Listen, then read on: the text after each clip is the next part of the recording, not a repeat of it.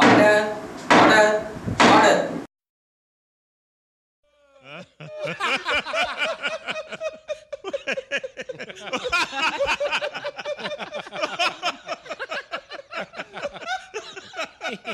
Order order order.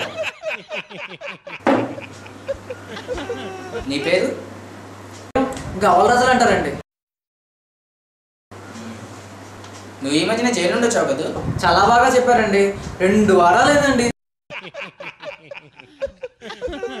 Jail నుండి వచ్చి 2 వారాలు అయింది, అప్పుడే దొంగతనం మొదలు పెట్టావా?